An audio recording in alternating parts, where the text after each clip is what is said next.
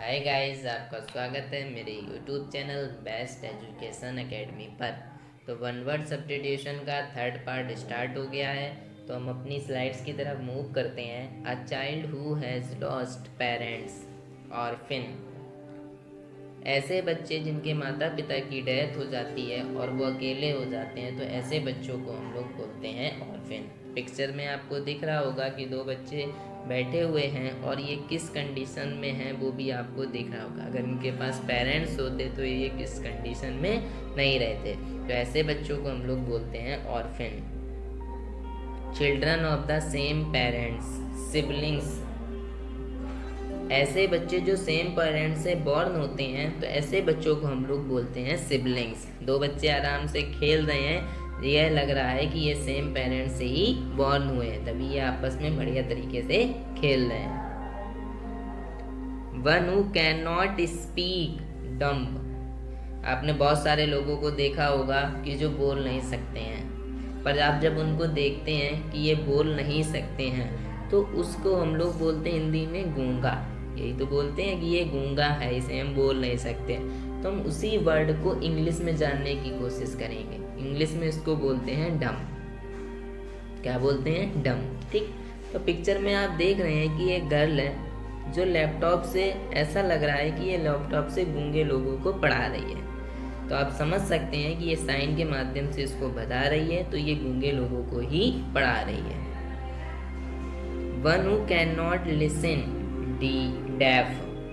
आपने देखा होगा बहुत सारे पर्सन ऐसे होते हैं जो बोल तो लेते हैं पर उन्हें सुनाई नहीं देता है, तो उन्हें हम हिंदी में तो बोलते हैं बहरा, बोलते हैं बहरा। इसे इंग्लिश में बोलते हैं डेफ। याद रखना, deaf. Pertaining to cattle, bovine. आप पिक्चर में देख रहे हैं कि बहुत सारी गायें हैं, भैंस हैं, जो एक ही स्थान पर, एक ही प्लेस पर खड़ी हुई हैं। तो ऐसे एक ही स्थान पर जब कलेक्शन होता है कैटल का, तो उसे बोलते हैं बोवाइन। ओके, आई होप आपको सारी चीज़ें क्लियर हो रही होंगी। आप post with little work with high salary, sinecure. आप देख रहे हैं अंकल जी आराम से तगड़े में लेटे हुए हैं, इनके पास कोई भी काम नहीं है। तो आपकी एक ऐसी पोस्ट है जिसमें काम तो बिल्कुल नहीं है, बहुत ही कम काम है, लेकिन आपको सैलरी बहुत अच्छी मिलती है, तो ऐसी पोस्ट को हम लोग बोलते हैं साइनक्यूरर। नेक्स्ट पे देखते हैं, an employment over and above fixed income और सैलरी।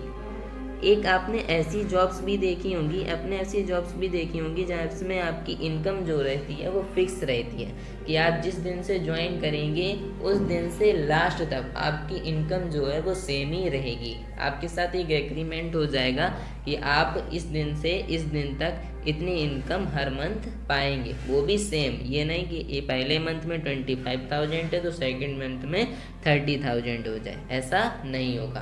तो ऐसी जॉब को बोलते हैं परक्यूजिट। ये देखो पर्सन एकदम खुश है पिक्चर में, ये पैसा पैसा कर रहा है क्योंकि उसे जॉब मिल गई है। Something that causes death, something that causes death, fatal. आप पिक्चर में देख सकते हैं कि आपको एक सूज दिख रहा होगा और सूज के नीचे एक छोटा सा कीड़ा। अब आप देख सकते हैं अगर ये सूज इस कीड़े के ऊपर रख जाएगा तो इसकी डेथ हो जाएगी, तो इसके डेथ का कारण बन जाएगा, तो इसे ही बोलते हैं fatal. A person with a long experience of any occupation, veteran. आप देख सकते हैं कि एक आपको ओल्ड पर्सन दिख रहा है जो ऐसा लग रहा है ये किसी न किसी फोर्स से है।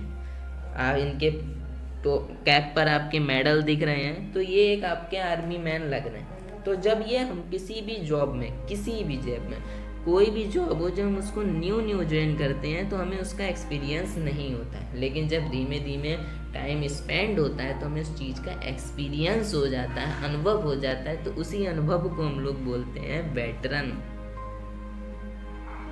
Words written on a tomb, tomb आपने देखा होगा जब क्रिश्चियन लोगों की डेथ हो जाती है तो उनकी एक कब्र बना दी जाती है। कब्र के ऊपर एक पत्थर रख दिया जाता है, पत्थर के ऊपर उसके बारे में लिख दिया जाता है। तो उस राइटिंग को ही, जो उसके बारे में लिखा जाता है, उस राइटिंग को ही हम लोग बोलते हैं epitaph. One not concern with right or wrong, immoral.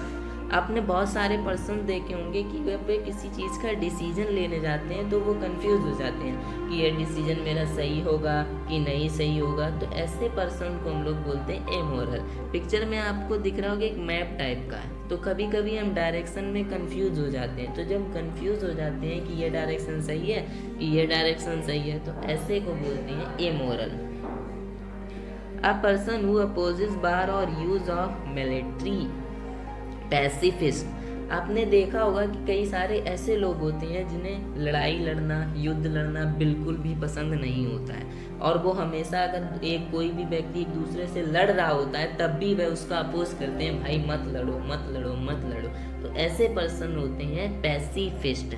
Pacifist शांतिवादी, हमेशा किसको बढ़ावा देते हैं, शांति को।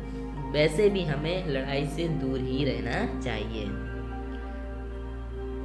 Severely abusive writing in journals, स्क्यूरियल्स। आपने देखा होगा कि कभी कभी न्यूज़पेपर्स में आपकी अब्यूसिव राइटिंग लिख दी जाती है, तो उस अब्यूसिव राइटिंग को ही बोलते हैं स्क्यूरियस। कॉल अपॉन गॉड और any other power for help और प्रोटेक्शन।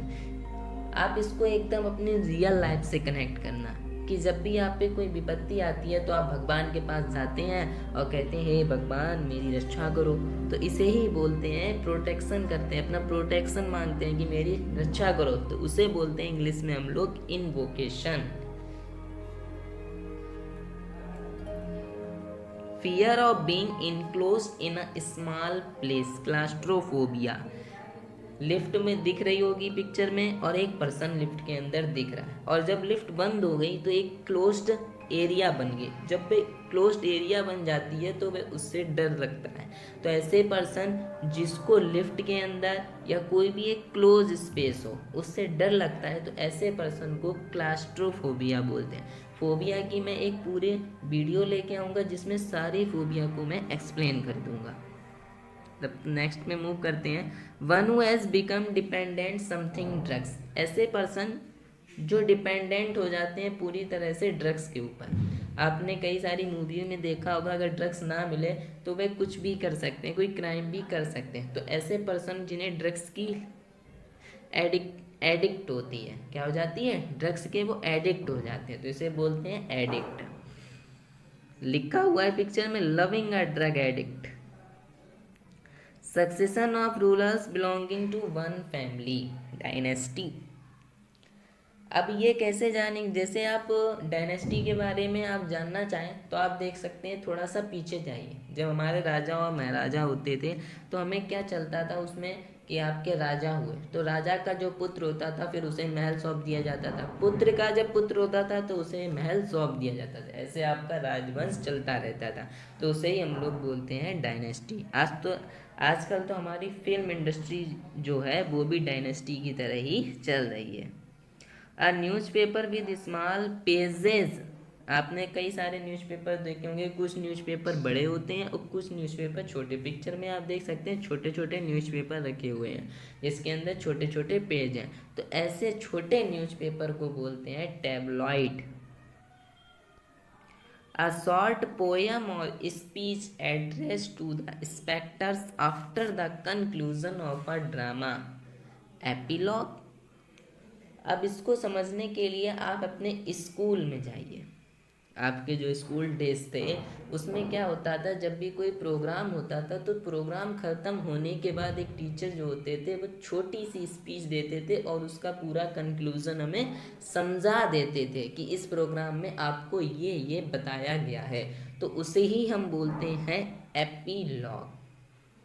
तो आई होप आपको सारे वन वर्ड सब्स्टिट्यूशन क्लियर हो गए होंगे। कल से मैंने सिनोनिम्स की सीरीज स्टार्ट कर दी है और आपके लिए कल मैं लेके आऊँगा synonyms. Thanks for watching my video.